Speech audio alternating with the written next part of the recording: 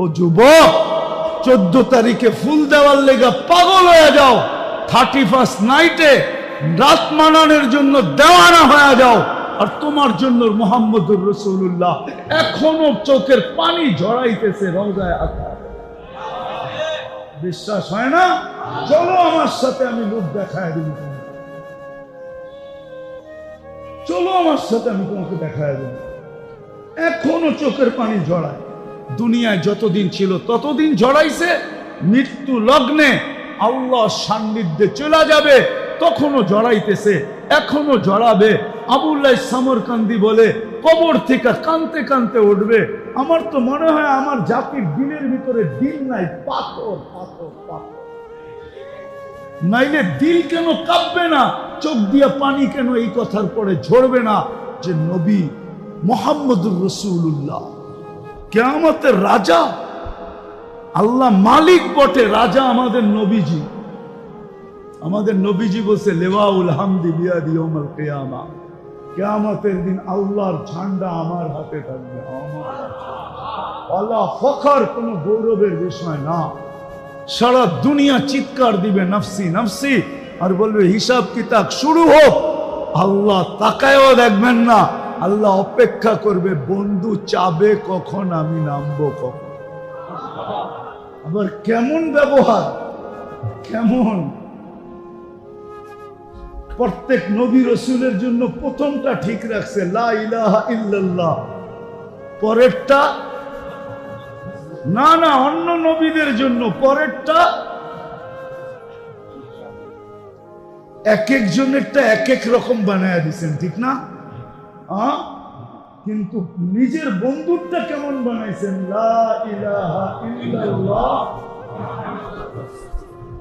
ওইখানেও কোনো নুক্তাওয়ালা হরফ নাই, বন্ধুরটার ভিতরে কোনো নুক্তাওয়ালা হরফ নাই। মুহাম্মদুর রাসূলুল্লাহর ভিতরে কোনো নুক্তা নাই। নিজের কলেমাও 12 অক্ষরের, বন্ধুরটাও 12 অক্ষরের। দুটা দিয়া 24 বানায় দিছে। আমাগো দিন রাত 24 ঘন্টা। দিন রাত কত? দিন রাত 24। এটাও একটা কারণ আছে, ওটা পরে বলবো। তো যেটা বুঝাইতেছিলাম যে আমরা পাইলাম কি, দিলাম কি, করলাম কি। আজকে তো এই জন্যই আমরা নির্যাতিত। এই উম্মত তো নির্যাতিত হওয়ার কথা না। এই উম্মত নির্যাতিত হয় তো হয় কিভাবে? কিভাবে নির্যাতিত হয়, কিভাবে নিষ্পেষিত হয়, কিভাবে ঘৃণিত হয়, কিভাবে দীক্ষিত হয়। সারা দুনিয়া এদের পয়সা দিয়ে লালিত পালিত। 70% সম্পদ সারা দুনিয়ার মুসলমানের কাছে। কি যারা ব্যবসা করেন, ব্যাংক চালান, জানেন না কি 70% মুসলমানের কাছে না? তেল কয় পার্সেন্ট মুসলমানের কাছে? দুনিয়া 70% মুসলমানের কাছে। গ্যাস 70% মুসলমানের কাছে। দুনিয়ার সবচেয়ে বড় টাকা মুসলমানদের কাছে। সোনার পাহাড় মুসলমানদের কাছে। কোন জিনিসটা নাই মুসলমানদের কাছে? বলেন, কোনটা নাই? সব মুসলমানদের কাছে। হ্যাঁ, দুনিয়াকে খাওয়া শিখাইছে মুসলমান। মুসলমান থেকে বেশি খায় কে? বলুক না কেউ মুসলমানদের থেকে বেশি খায় কিনা। হ্যাঁ, পিজা একটা খাওন নাকি মিয়া? হ্যাঁ, বার্গার একটা খাওন, হটডগ একটা খাওন। এটার খাওন কয় কে? আমারে বুঝান তো, এটা খাওন নাকি?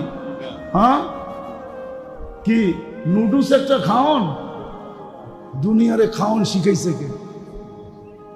মুসলমান শিখাইছে। মুসলমানের চেয়ে বেশি আইটেম খায় কে? আমি তো পরীক্ষিত। 2008-এ আমি ইটালিতে বসছি বলোনিয়া খাইতে। তো আমার পাশে এক শিল্পপতি বসছে, নবমুসলিম ইটালিয়ান। তো বলতেছে, মুফতি সাহেব আমার বিশ্বাস হয়ে গেছে